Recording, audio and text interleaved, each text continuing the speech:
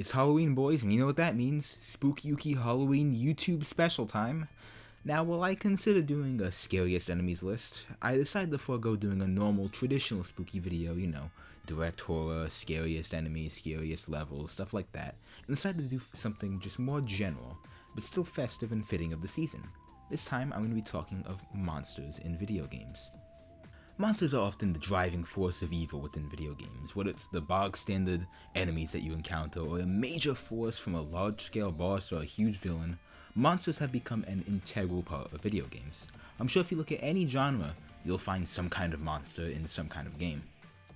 Now within the confines of this list, I'm being pretty generous with the definition of monster, whether it's a snarling beast, an alien creature, or more in the psychological sense.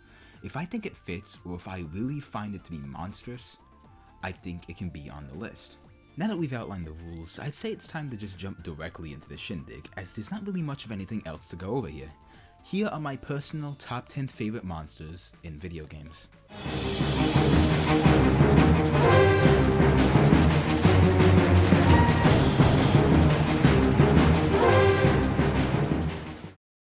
Starting this list off, I don't really think there's any way I could talk about video game monsters without first giving some lip service to the premier franchise of monster catching, Pokemon. And while I've personally fallen out of the series in recent years, back in my youth I was an incredibly huge Pokemon fan, and considering there's almost fucking 900 of these motherfuckers nowadays, I'm nowhere near starved for choice. While I would absolutely love to give this spot to my son and first ever starter Torterra, I decided against it, just so I could talk about a Pokemon that actually has a bit more going on, and is genuinely a bit more monstrous than good old Ground Turtle over here. While Deoxys was a heavy contender for this spot, I had to give in to the renegade Pokemon itself, Giratina. Being the game mascot of the third release of the 4th generation, Giratina is a very important legendary Pokemon, serving as the counterbalance to Dialga and Palkia, and the third member of the Creation Trio, representing Antimatter. Appearance-wise, Giratina is an imposing sight, a large, draconic Pokemon covered in claws and horns with massive wings. However, it even has a secondary form in which it becomes more serpentine, its wings transformed into spike streamer type things. I have no idea what you'd even begin to call those. Giratina lives within its own reality, the Distortion World, a world that is on the reverse side of ours, a world where it was supposedly banished for its pure violence.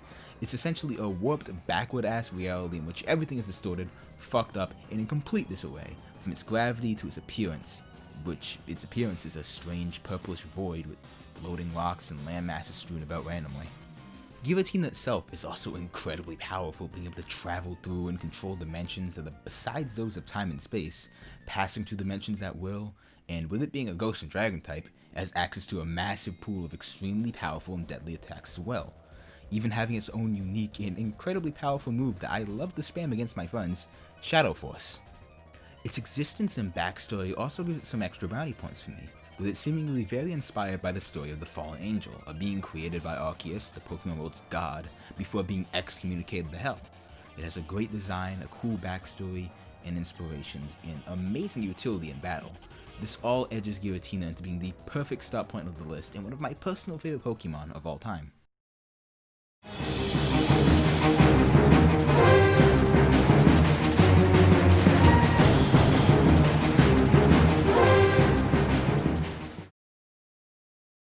While Pokemon may be the most popular monster catching series out there, there's another much darker series as well. While Pokemon catches shit from the media for being demonic, this one is actually demonic. Shin Megami Tensei is a franchise with absurd amounts of demons pulled from across the world from various types of religions, folklores, and myth. Which, wow, that gave me yet another Pokemon tier rabbit hole to go searching down. And while I would absolutely love to shit it up here and just look you dead in the eyes and say that I chose the GOAT himself, Jack Frost, come on, he barely looks like a monster. I mean, look at the little guy.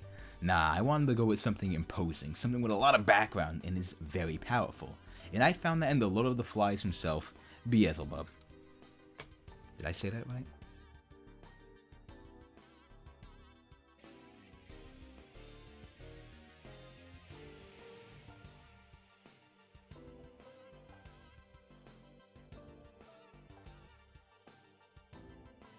Beelzebub. Beelzebub. If you are at all familiar with religious texts, specifically Christianity, Beelzebub ranges from one of the many aliases of the devil, one of the three angels to fall from heaven, or a high-ranking demon in Hell's hierarchy that even led a successful revolt against the devil, that works as the chief lieutenant of Lucifer. He is a demon of gluttony, pride, and the worship of false gods. In SMT though, he was originally a Canaanite deity called Baal, and is one of the 7 princes of hell. He now serves under Lucifer as one of his strongest allies. Beelzebub has 2 designs, a human avatar form, which he's a rather ugly bastard there. He's rotund, has blue skin tone, with piercing red eyes and black hair, and wearing a tiger skin. The real killer design though is his fly form, in which he becomes a fucking gargantuan demonic fly, and I have a really tough time describing how cool this fucking design is, but wow, it's cool. But to try describing it, it's a tall, standing fly wearing a necklace of human skulls, has skull and crossbones ingrained into its wings to signify death, an armored head with massive red eyes. I think it was possible to make a fly look imposing, but here we fucking are. Conoco did some magic. His largest role comes into play in the 3rd SMT game, Nocturne. He's only accessible in the true demon route, where the Demi-Fiend agrees to assist Lucifer.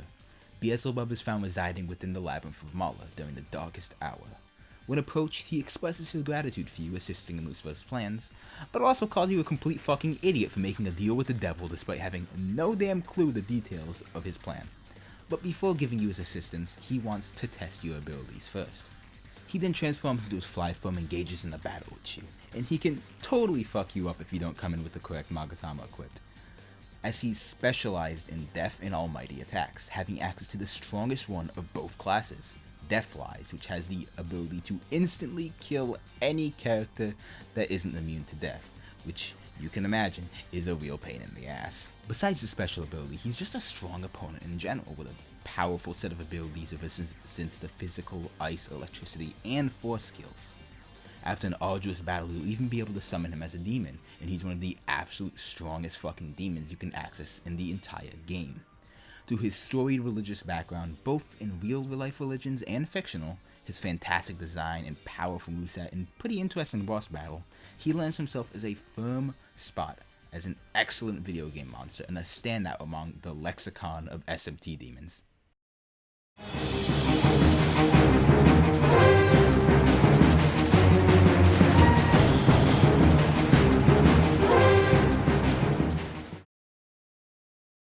From one demonic series to another, Doom is well known for its cacophony of hellspawn that you rip and tear through, with many ascending to an iconic status, from imps to hellbarons, and even the illustrious cacodemons or the gargantuan cyberdemon.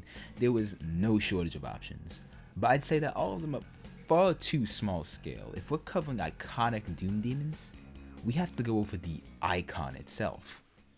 The Icon of Sin is currently the most powerful demon to appear in the Doom series, and it exists as a towering demon with goat-like legs and a goat-like head. Not to mention, the motherfucker's built like a goddamn brick wall. It initially starts covered in mechanical armor intended to control it, although it is destroyed throughout the battle. While it's a physical titan and could easily decimate an entire continent by itself if left unchecked, its true power is well beyond that, as its mere existence is a threat to not only Earth but the very universe. Its presence warps reality, damaging the very fundamental order of reality just by existing within it. If it remains in the world for too long, not only would it lead to the total devastation of the planet, but also the breakdown of the very space-time around the planet, creating a black hole that would destroy the entire universe, casting it all into hell. It is a literal walking apocalypse.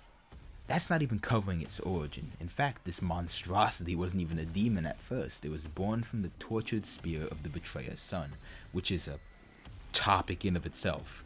The betrayer wished to free his son from an eternity of anguish and torment, so he may be reborn after death. He then agreed to a pact that was sealed by the black fates of darkness.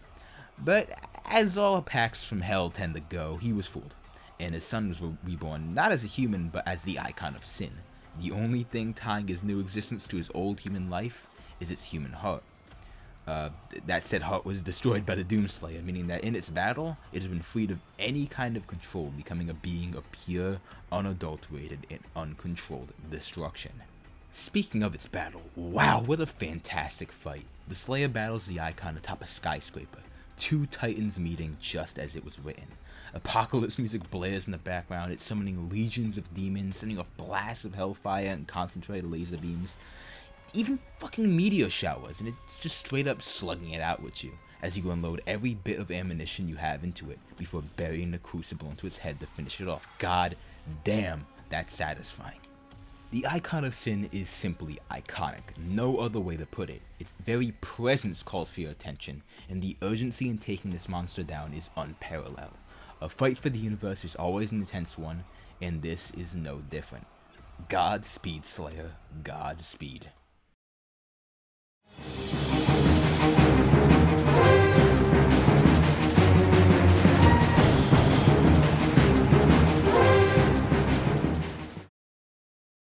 Stepping away from the demonic and onto the alien, let's look at Metroid. Metroid is a series filled to the brim with equally fantastic and horrifying alien life forms, to the point where I had quite a few options to choose from.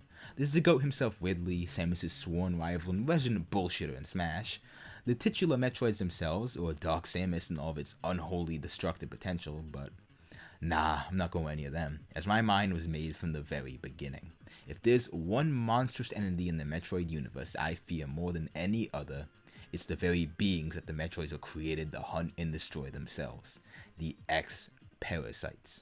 Yes, you heard me right. These things were such a fundamental threat to the universe that the Metroids were created to put a stop to them. That should already be an omen of what's to come. The X-Parasites, or just X for short, are an assimilator, which is already my most feared type of horror creatures. Monsters such as the Blob and the Thing are some of the personal scariest horror monsters to me, and that stands true for the X as well. And they're just as if not even more effective than either of them. The X are just gelatinous organisms that are about the size of a basketball, but their structure allows for them to nearly instantly slip through even the tiniest pore of any living organism or synthetic surface, and infect it. Not to mention, they all have the ability to reproduce asexually at an incredibly rapid rate. The X have a constant hunger, a hunger that can only be satiated by infecting the nervous system of a host and then reproducing, killing the host in the process. That isn't even the worst part, however. The X then absorbs the DNA of the host and copies the memories, which allows for them to imitate their prey's form, behavior, and they can use their new knowledge to progress their species even further by infecting more hosts. They can also alter the host's DNA in order to mutate it, mutating the host's form and making it look more aggressive and dangerous, turning the host into an even more effective carrier just to make it spread the infection further. They can also combine multiple creatures' biologies in order just to create some completely ungodly monstrosities, and if they don't want to assimilate you, well, they'll just dissolve your organic tissue in a matter of seconds. They're ungodly adaptable and essentially completely unstoppable if they aren't put down before an outbreak begins, as if they infect enough hosts, there's no real way to know who is or isn't infected anymore. And if they've reached a massive population, it would be the end of civilization as we know it. There would be no way to stop them. That's why they're such a massive threat and why it's so horrifying when you enter the biological space laboratories and realize it's been completely compromised in a staggeringly short time, nonetheless. The entire research station was overrun and assimilated by the X. There's almost no survivors. The only ones who were left were those who were deemed too weak or inferior by the X. That then leaves Samus with the task of preventing the BSL from reaching the Federation, as if that happens, the X will be freed and will immediately overwhelm them and assimilate the entire planet. And then you run into the SAX, the most powerful X creature, as it copied the skill set of Samus Aran herself, making it a nigh unstoppable killing machine with all her abilities and all her combat knowledge. It's stronger than Samus in her significantly weakened form, and it will put an end to you if you don't run. The X are an unstoppable force, and the mere thought of a real-life equivalent to them would give me an actual fucking panic attack. They're such an expertly crafted assimilator that their continued existence only spells danger for the cosmos. As long as they're still alive, there's always a chance that someone could get infected, and they could begin the process of expanding their one-track hive mind. All it takes is one infection, and society as we know it would come to a crashing stop. Nothing is more horrifying than that.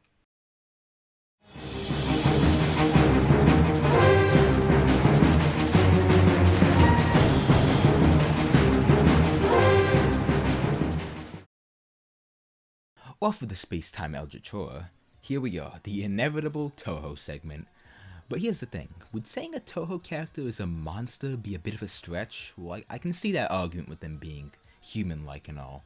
You also have to realize that most Touhou characters are yokai, which is literally a form of supernatural monsters, so I'd say they count. Well, I'd love to gush about the Komeiji sisters of this toy race and the immaculate thought and symbolism that went into the designs. They deserve their own video, if I'm being honest, and frankly, I think there's one yokai that deserves to have her name spoken in the breath of being a monster, and that would be the top dog of Gensokyo, the Gap yokai herself, Yukari Yakumo. While most yokai in the Touhou series are based off a specific yokai, Yukari is special. Gap yokais aren't an actual type of yokai from Japanese mythology. She's completely unique, and her special brand of uniqueness extends to her ability, which is so powerful that it's fucking horrifying. Yukari has the ability to manipulate boundaries. What does that mean? Basically whatever the fuck she wants. It's literally been described as the power to affect essentially anything. Her power allows for her to control or even remove the boundaries between any and all things. Ignoring the nifty little ability that comes with the ability to tear a hole in reality and go literally anywhere she wishes, she has more wide-scale applications for this power. She's the reason the barrier between Gensokyo and the outside world exists. She could also manipulate the boundary of life and death, day and night, even space and time. As you can imagine, this ability is unparalleled. The possibilities with it are endless, beyond imagination even. A godlike ability in which there are no countermeasures. Her ability undermines reality itself. In fact, she borderline presides over reality, as everything is built over the existence of boundaries. Without boundaries, everything would exist as one boundless object. Putting it simply, she essentially controls creation and destruction itself. To create a boundary is to create an existence, while removing a boundary is to negate one. Are you beginning to see the scale of her powers yet?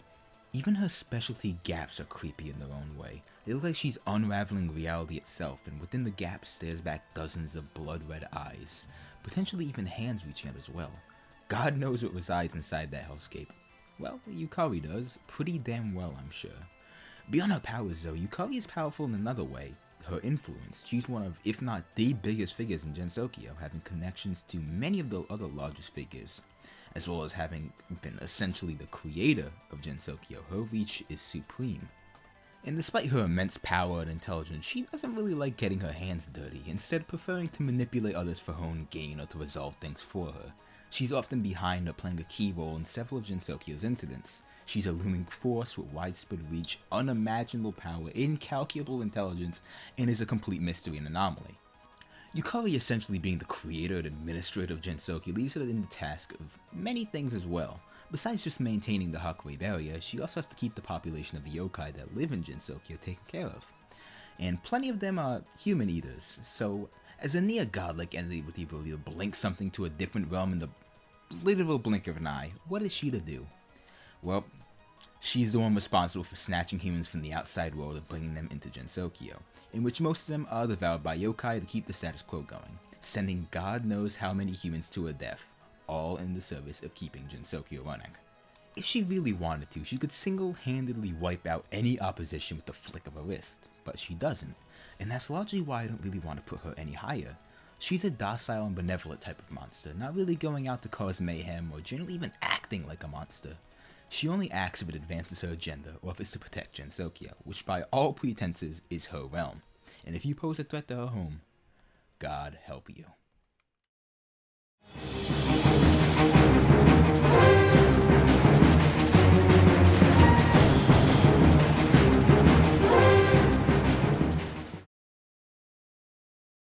From the very start of creating this list, I wanted to pull the greatest monster of all is us cliche out, and speak about a monster in less of the physical sense and more of the psychological sense. I wanted to talk about a human that is very non-monstrous in appearance, but is psychologically so evil that you can consider them nothing more than a monster. The serial killer, a sociopath of the highest degree and one of the most monstrous types of humans possible. Someone willing to kill en masse for their own enjoyment is the most fucked up thing you can find. They don't do it out of necessity, no, it's for their own sick and twisted enjoyment. While for a lot of people the first character of this archetype that comes to mind, in the video game scene at least, would be either Purple Guy or the killer from Persona 4, I won't lie, they come to my mind pretty quickly as well.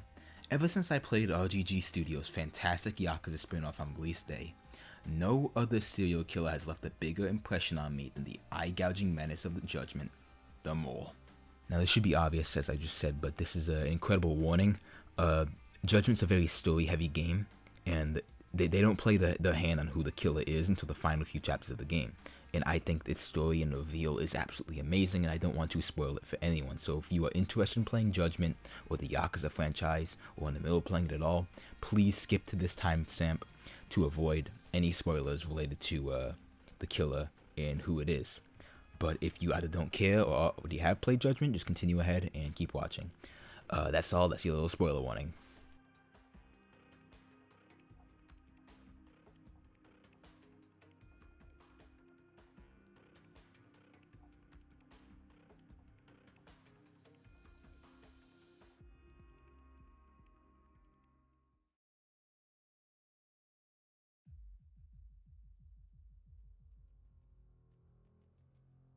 His real name is Mitsuru Kuroiwa, and under that name he works as a high-ranking detective in the Tokyo Metropolitan Police.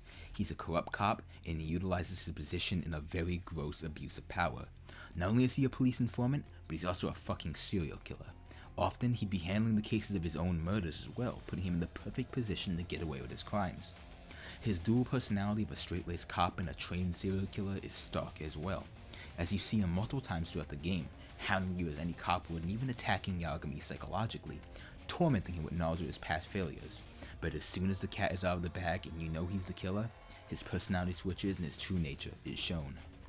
He's cocky, he's completely sure of his abilities, he taunts and prods at Yagami and Kaito, and he has an ungodly, intimidating presence, to the point where even his superiors will step aside without a word, and he gives it his all to fucking murder Yagami.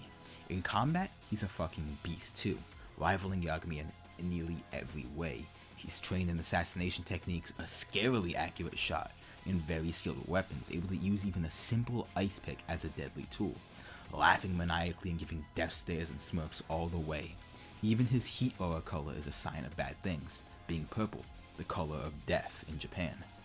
What makes Kuroiwa so special though is his deadly efficiency with killing and how truly far gone he is.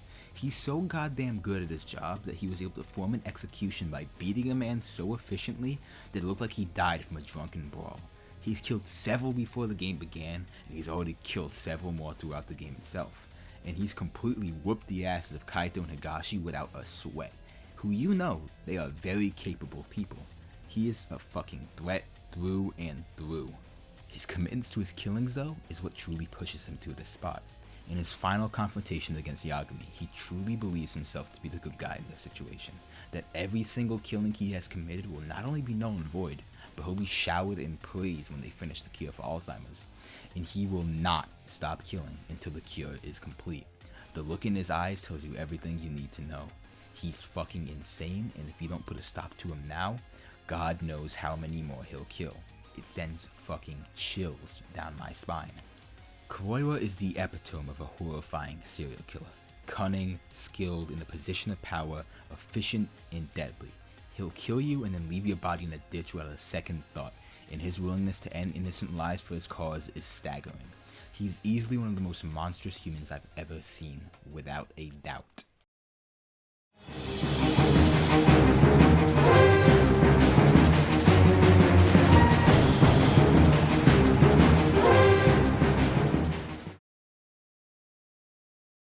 You guys know I wasn't going to go a list about monsters without talking about Pikmin, right? It's an absolute impossibility.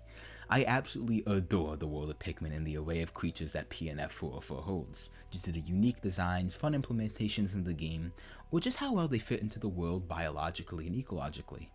But since I absolutely love anomalies, I'm here to talk about one of the anomalies within the world of Pikmin. One of the most mysterious creatures to date, and while I would absolutely love to talk about how much the Water Wraith has inflicted deep, irreversible psychological damage and scarring upon me, I'm instead choosing to talk about the other Wraith, Pikmin 3's own Plasm Wraith. The first and most striking thing about the Plasm Wraith is its design. It resembles the Water Wraith, but instead of a watery appearance, it's instead got a strange golden sheen. It's made out of cellular protoplasmic mass, allowing for it to split itself into several other smaller, but still completely sentient beings, or completely shift its body type, with its initial form being heavily resembling of Gulix from the first Pikmin.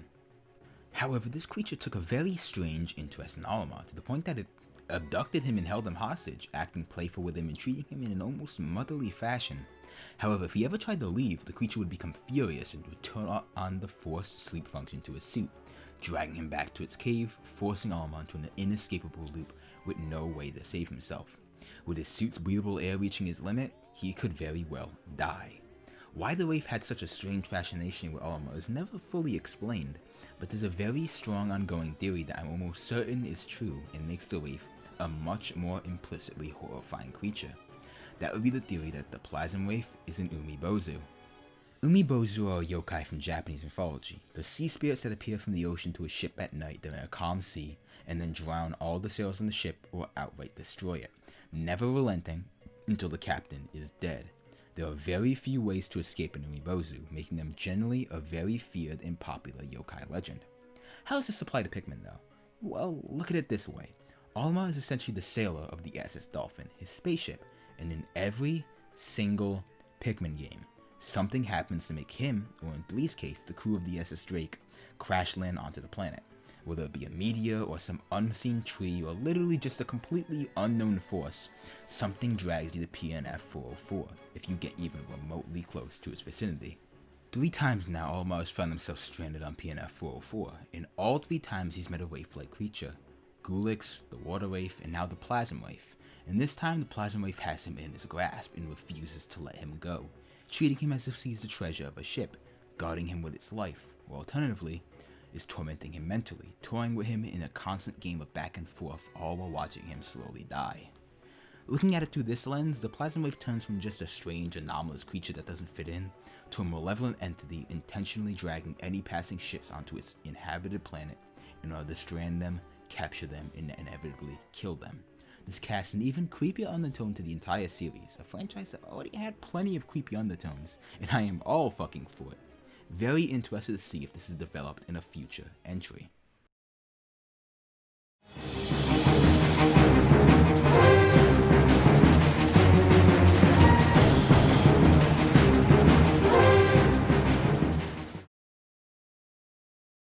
We've talked about several kinds of monsters so far, from snarling beasts to simple-celled abominations, as well as incredibly human-like monsters to humans that are monsters.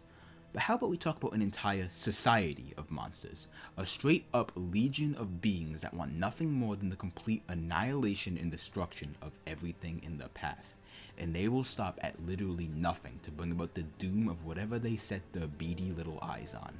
The alien menaces themselves, the Shroobs. The Shroobs are an alien race that drove their own home planet to its knees, resulting in it dying, so they began invading other planets to find a new home. They set their sights on Mario's world, and more specifically that of the Mushroom Kingdom, invading it in the past and the present.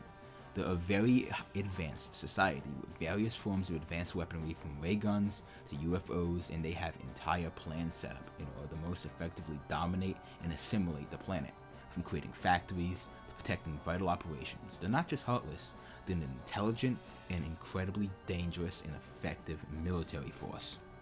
They start their invasion by completely annihilating a village of toads and abducting the rest to begin the frankly pretty fucked up process of harvesting them. The toads they abduct are taken to a forest in which they're drained of their vim, which is their very life energy, essentially turning the toads into lifeless, dead husks, turning their vim into a source of fuel. That's frankly horrifying. They're a tactical race of aliens that can very quickly, very effectively dominate, destroy, harvest, and assimilate an entire planet. And if they tried it once, nothing would stop them from doing it again and again and becoming a constant scourge throughout the cosmos. At the helm of this society is Princess Shroob, a totalitarian mastermind and a being of pure evil, like the rest of her kind. When confronted, she becomes incoherent, screaming the mantra of the Shroobs repeatedly, over and over again, a single phrase that nearly every Shroob and Shroob officer has ever said, and it's revealed at the very end of the game what it means: destroy. All these creatures live for is destruction, the destruction of those they encounter, all those that are not them. For their own advancement and enjoyment, they will raise entire civilizations and planets for their own gain without a second thought. Putting a stop to them is nothing but a requirement by this point.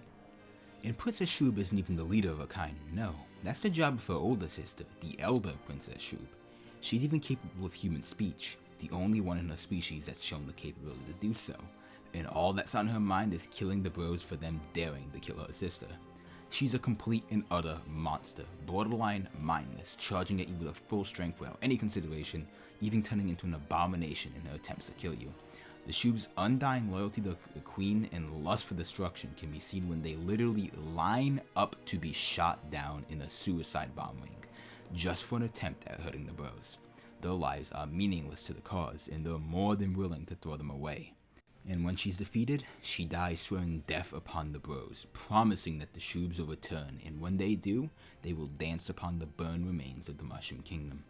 The Shoobs are genuinely monstrous, no other words for them. They are a race of fucking psychopaths dedicated to nothing but complete and utter destruction, at the cost of their own lives and without a shred of remorse. The fact that a group of beings so evil could appear in a Mario game of all places is genuinely baffling, but damn if it isn't one of the franchise's best villains. In terms of evil, they're genuinely just the most evil thing on this list, hands down.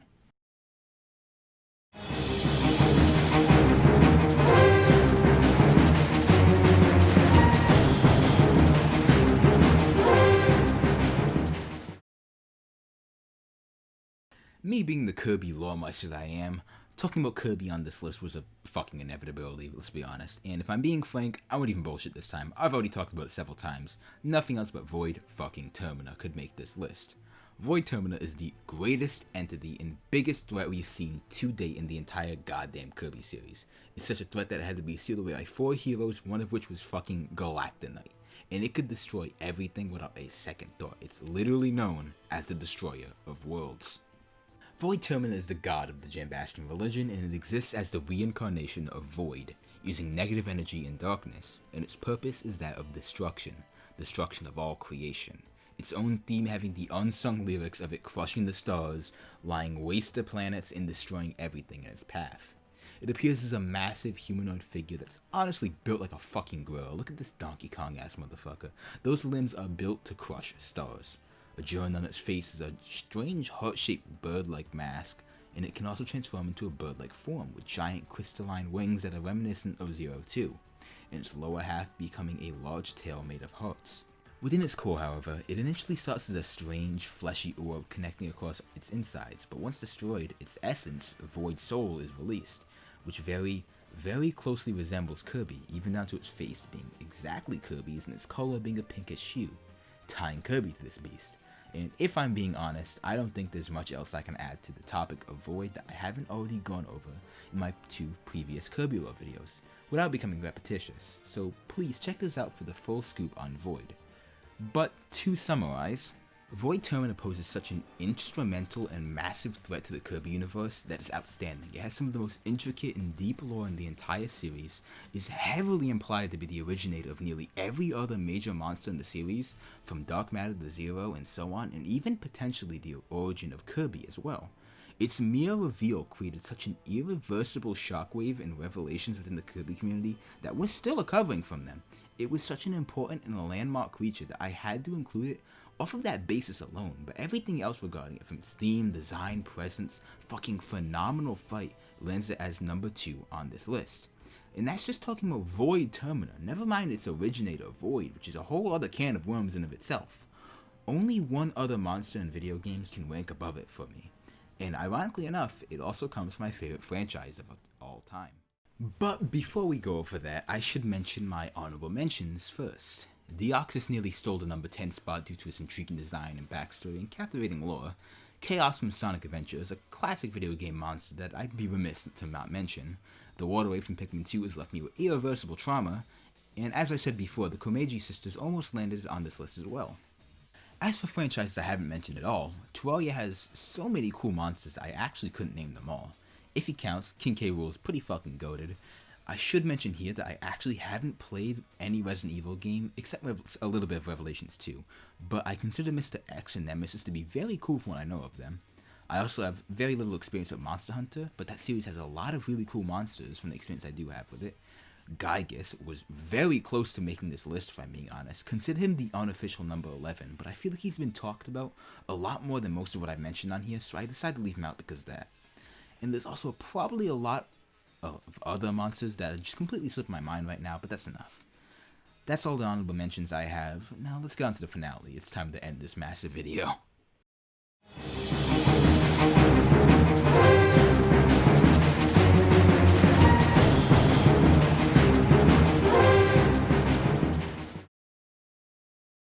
It's time for me to do something that I really do not do enough of, and that is talking about Sonic the Hedgehog. Despite my channel essentially starting during the Sonic Forces hype, and the first major product I ever put out being a admittedly pretty shitty Sonic Forces review, I haven't really talked about the franchise much more since, and that's a damn shame as it's my favorite gaming franchise of all time. So it's about time that I finally give it the respect it deserves, and talk about its massive array of monsters of the week. An ongoing trend since Sonic Adventure broke onto the scene was introducing a brand new snarling behemoth of a beast that Eggman either successfully or unsuccessfully tries to control, with the first major instance of a creature being Chaos. And while Chaos is a fantastic monster and could have very well taken this spot, I have biases. Yes friends, I'm here to heap an enormous amount of praise on my favorite Sonic game, and favorite game of all time, Sonic Unleashed, and its absolutely fantastic monster, Dark Gaia. When you say the term monster, no matter what medium you're talking about, the first thing that will come to my mind every single fucking time, without fail, will be Dark Gaia. That's how strong an impact this creature has left on me. Maybe it's nostalgia. This was my first major monster ever, in fact. I encountered it at the tender age of about 5 years old, and it was a creature that left me in fucking tears the first time I saw it. Child me was horrified. It's been cemented in my mind ever since, but it stood the test of time, unlike many of the other things I was horrified of as a child. Nowadays I'm less perturbed by its design and more just find it to be a completely and utterly fucking raw design. Like, holy shit, look at this thing, the giant serpentine body, its massive fucking claws, the humongous tendrils of pure, unfiltered energy undulating from its back, its rows and rows of gargantuan razor-sharp teeth, its piercing purple eyes. It's not even counting its borderline grotesque perfect form, where it grows 4 extra arms and explosive spurts of blood. Its massive jaw and hinges to reveal rows of even more piercing, massive green eyes that stare right fucking through you, and its 2 tongues hanging limply from its mouth. Unironically, I want another monster from the Sonic franchise to reach this level of pure intimidation to design alone. I know this is completely extra, but I want something to look this fucking cool or this horrifying again. I don't think any monster design in the series has ever come this close since. I see this thing and my hair stand on edge. Dark Gaia is the very incarnation of the night, darkness, and destruction, a primordial hyper-energy organism that resides within the core of the planet. It runs on instinct and is just a malevolent force of nature, with no goal in mind but the destruction of the world. Even though it's a being of pure evil and destruction, its existence is completely necessary. That's because it's part of the global rebirth cycle, in which every several millennia it will rise from the earth and destroy all life, before being put to rest by Light Gaia, and Light Gaia brings about the rebirth of the planet before laying itself to rest.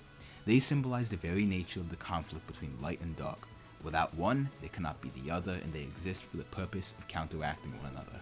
Symbolic jargon aside, it's just so fucking cool. Its first appearance had it tear the goddamn planet into pieces and then cover the planet in a global darkness, and it flooded the world with its ilk.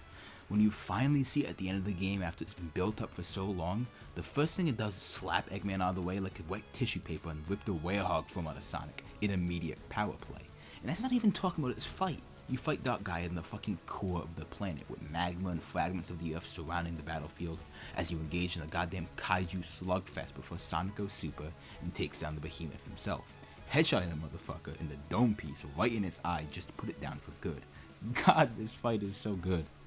Dark Gaia symbolizes everything I love in not only a video game monster, but a monster period. A fantastic, imposing, and even slightly horrifying design, a strong presence, cool ability, an interesting backstory that establishes it as a threat, a fucking fantastic fight, and it all culminates into what is, for me, the perfect video game monster. Nothing ever has and most likely ever will top it in my eyes, and I don't think there could have been a better choice to end this list on.